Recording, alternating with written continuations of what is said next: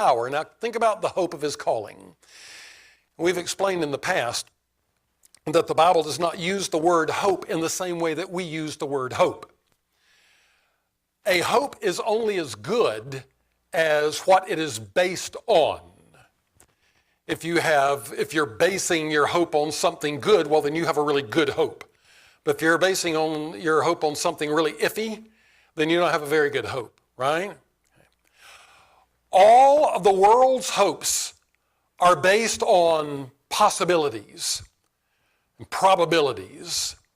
If it looks good, if the probability is good for it, then I'm feeling really hopeful about it.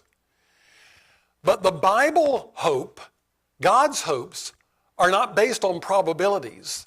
They're based on promises. Now, how good are the probabilities that the world's hope is based on? Are they 100% certain? Do they have an element of doubt about them? Okay, they have an element of doubt about them.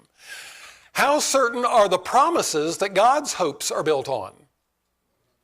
Yeah. Is there any element of doubt in the promises of God? So is there any element of doubt in a hope built on the promises of God? No. So all of the world's hopes are finger-crossing, nail-biting, iffy hopes.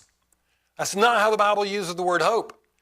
It's based on the promises of God, and you can think of a Bible hope as like a confident expectation.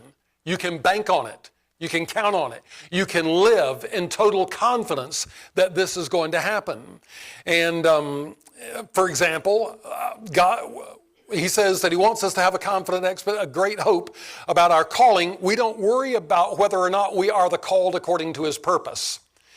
Romans 8:28 describes saved people as those who love God, as those who are the called according to his purpose. Have you been saved?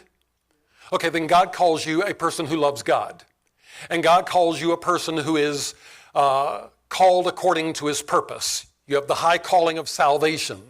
And we don't have to worry about that because we first trusted in Christ, verse 12, Ephesians 1:12.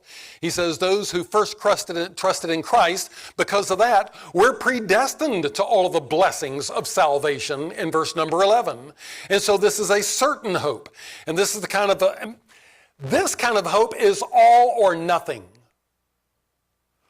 When you're basing your expectation of salvation on the promises of God, are you partially resting them on the promises of God and partially on something else?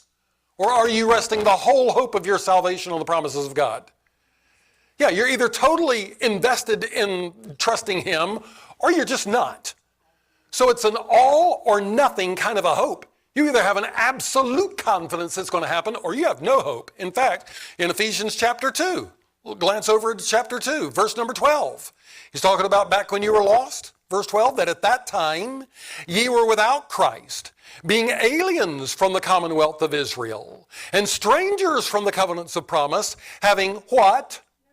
No hope. And without God in the world. Boy, were you in a pickle back in those days. You sure were. So this is an all or nothing thing. Either you have an absolute confidence or you just have no hope at all. There's nothing iffy about it.